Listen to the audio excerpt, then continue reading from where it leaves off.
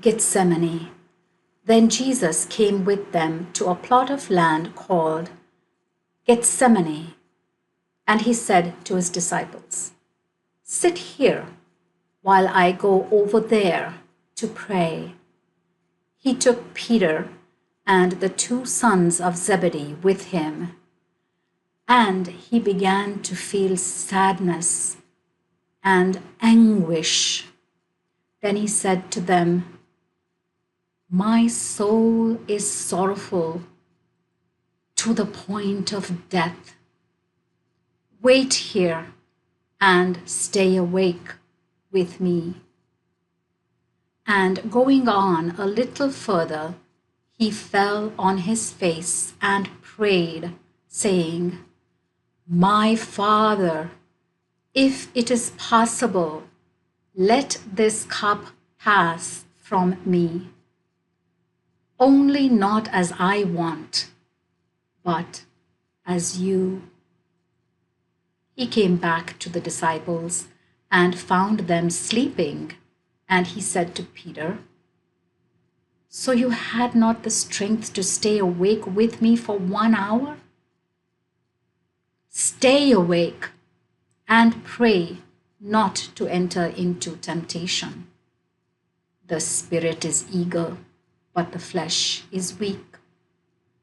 Again, a second time he went away and prayed, saying, "My Father, if this cup cannot pass by unless I drink it, your will be done." And he came back again and found them sleeping, for their eyes were weighed down. Leaving them there, he went away again and prayed for the third time, repeating the same words. Then he came back to the disciples and said to them, "Sleep on now and have your rest. Look, the hour is near when the Son of Man is betrayed into the hands of sinners. Get up, let us go. Look, my betrayer is near." The arrest. And suddenly, while he was still speaking, Judas, one of the 12, came, and with him a large crowd, armed with swords and clubs, sent by the chief priests and elders of the people. Now the traitor had given them a sign, saying, "The one I kiss, he is the man. Take charge of him." So he went up to Jesus at once and said, "Greetings, Rabbi," and kissed him. Jesus said to him, "My friend, do what you are here for."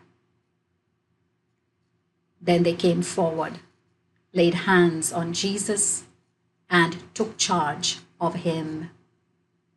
And suddenly, one of the followers of Jesus grasped his sword and drew it. He struck the high priest's servant and cut off his ear. Then Jesus said, "Put your sword back into its place, for all who draw the sword will die by the sword.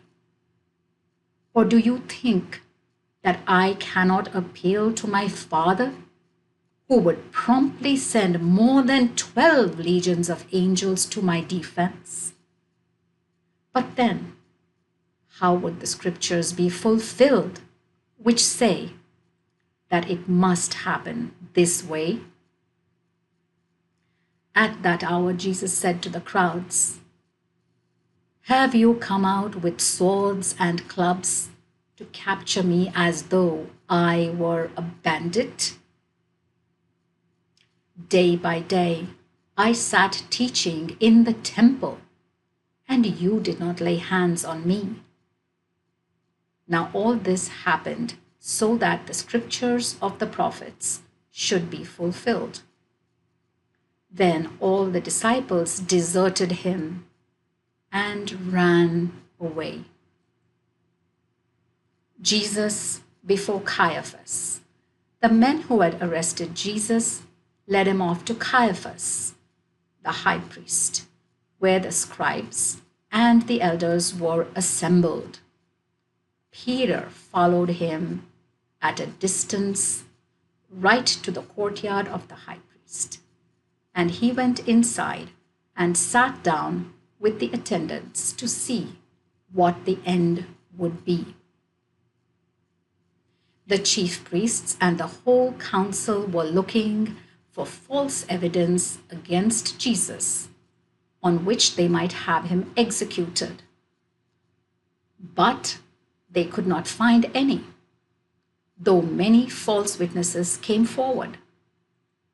Eventually, two came forward and said, "This man said, 'I have power to destroy the temple of God and in 3 days build it up.'"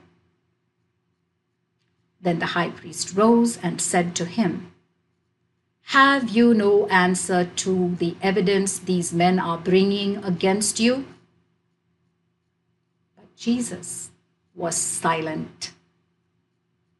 And the high priest said to him, "I put you on oath by the living God to tell us if you are the Messiah, the Son of God." Jesus answered him, "It is you who say it.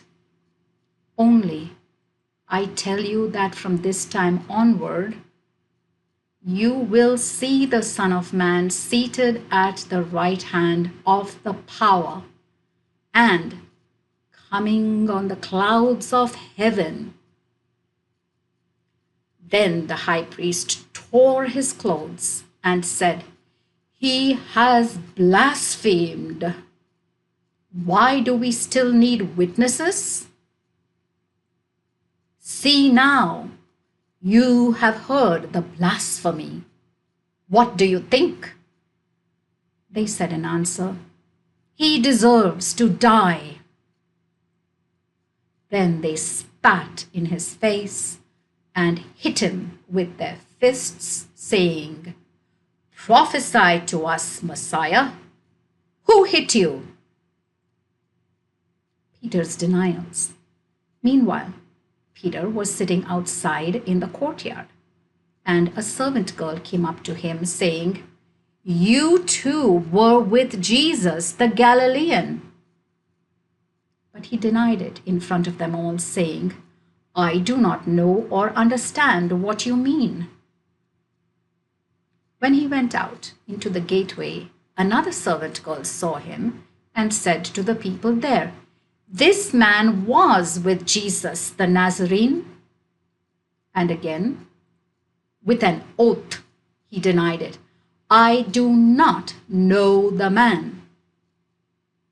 A little later, the bystanders came up and said to Peter, "You are certainly one of them too. Why, your accent gives you away." Then he started cursing and swearing.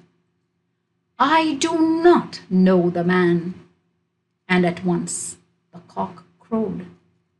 And Peter remembered what Jesus had said, "Before the cock crows, you will deny me 3 times."